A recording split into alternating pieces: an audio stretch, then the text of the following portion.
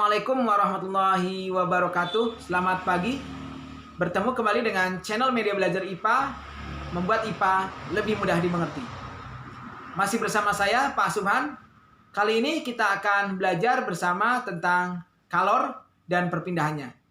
Seperti biasa, sebelum belajar jangan lupa ya berdoa dulu. Selamat belajar. Diawali dengan apersepsi. Jarak matahari dengan bumi sekitar 149 juta kilometer. Tapi, mengapa kita dapat merasakan hangatnya sinar matahari? Mengapa ya pegangan alat masak tersebut harus terbuat dari plastik atau kayu? Air ketika dipanaskan terus-menerus lama-lama akan mendidih. Kira-kira apa ya yang terjadi pada air tersebut?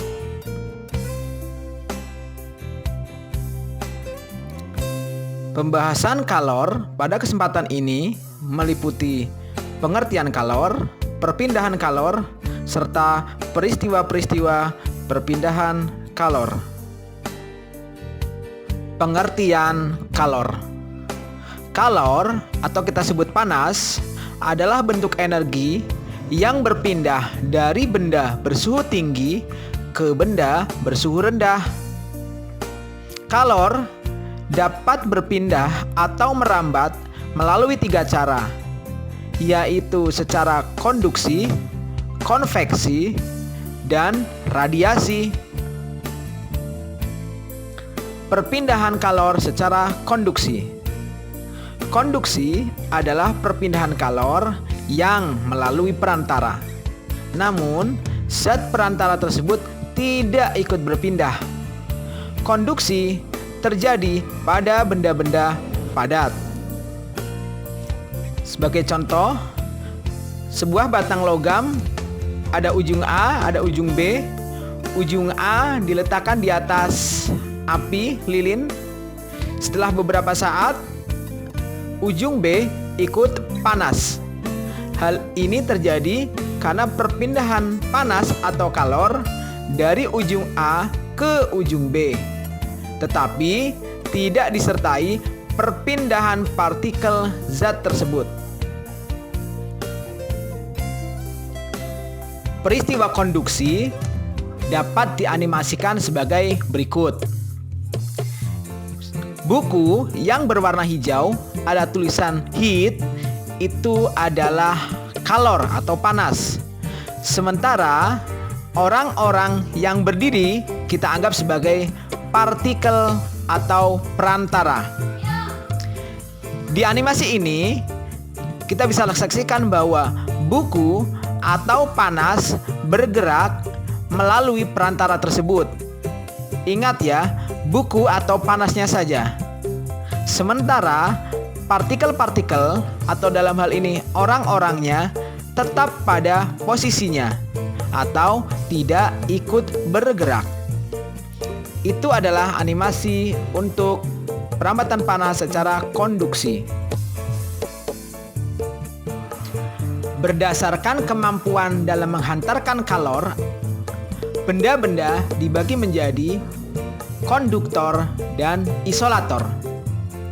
Konduktor adalah benda-benda yang dapat menghantarkan panas dengan baik. Contohnya adalah tembaga, aluminium, logam, besi. Sementara isolator adalah benda-benda yang tidak mudah menghantarkan panas. Contohnya kayu, kain, karet. Contoh-contoh peristiwa konduksi dalam kehidupan sehari-hari diantaranya adalah sendok atau alat masak logam yang terasa panas saat digunakan untuk memasak. Peristiwa konduksi juga terjadi saat kalian merapikan pakaian dengan setrika. Ketika motor dinyalakan, maka knalpot motor lama-lama akan menjadi panas. Di situ terjadi peristiwa konduksi. Perpindahan panas secara konveksi. Konveksi adalah perpindahan panas atau kalor yang memerlukan zat perantara, dan zat perantara tersebut akan ikut berpindah. Konveksi biasa terjadi pada zat cair dan gas. Peristiwa konveksi dapat dianimasikan sebagai berikut. Buku yang berwarna hijau sebagai panas atau kalor, dan orang-orang yang ada di animasi sebagai zat perantara. Pada konveksi, perpindahan panas atau kalor terjadi disertai dengan perpindahan zat perantara.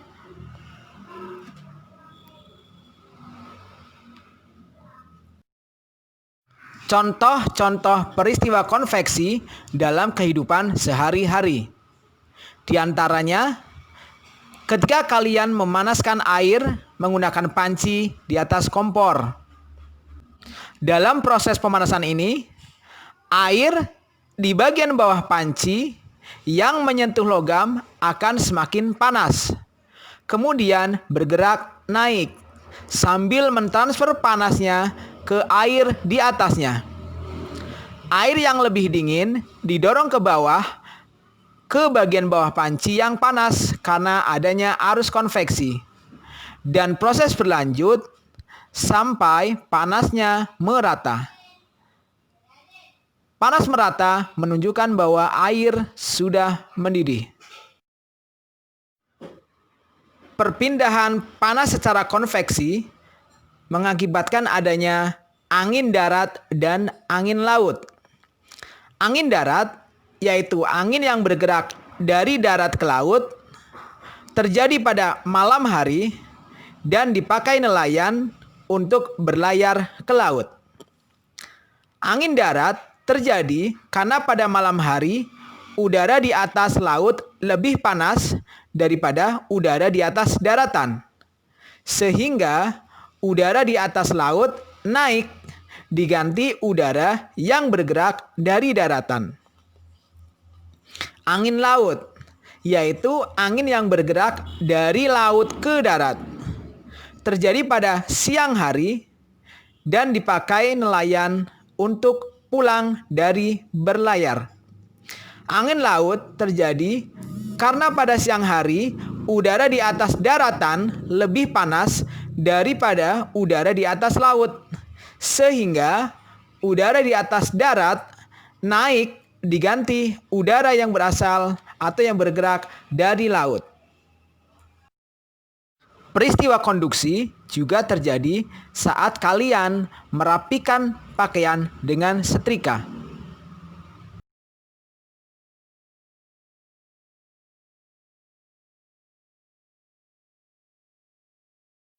Perpindahan kalor secara radiasi atau pancaran. Radiasi adalah perpindahan kalor yang tidak membutuhkan zat perantara. Radiasi panas atau kalor terpancarkan dalam bentuk gelombang elektromagnetik dan biasa terjadi pada gas dan ruang hampa. Peristiwa radiasi dapat dianimasikan sebagai berikut. Buku yang berwarna hijau merupakan panas atau kalor, dapat berpindah tanpa adanya perantara yang membawa. Dalam artian, kalor dapat berpindah dengan sendirinya. Contoh-contoh peristiwa radiasi dalam kehidupan sehari-hari diantaranya adalah setiap hari kita merasakan hangatnya pancaran sinar matahari. Kita tahu bahwa sinar matahari sampai ke bumi dengan sendirinya. Tidak ada yang membawa atau tidak ada perantara. Peristiwa radiasi juga sering kita manfaatkan ketika kita camping atau berkemah Ketika kita merasa kedinginan, maka kita menyalakan api unggun. Kalian akan merasakan hangat ketika berada di depan api unggun tanpa harus menyentuh api tersebut. Ini adalah contoh lain dari radiasi panas. Peristiwa radiasi juga terjadi ketika kita menjemur pakaian setelah dicuci. Bayangkan kalau tidak ada peristiwa radiasi. Repot bukan? Pembahasan materi kalor sudah disampaikan dan sekarang ada soal-soal untuk latihan kalian untuk mengetahui tingkat pemahaman kalian terhadap materi kalor. Ada 5 soal uraian, silakan kalian kerjakan di buku kalian. Dan soal latihan selanjutnya, tugas kalian adalah mengisi titik-titik yang ada pada gambar dengan proses perpindahan kalornya secara tepat. Demikian pembelajaran kita tentang kalor. Semoga bisa bermanfaat dan mudah-mudahan bisa kalian pahami. Pesan Bapak, be the next scientist. Terima kasih. Assalamualaikum warahmatullahi wabarakatuh.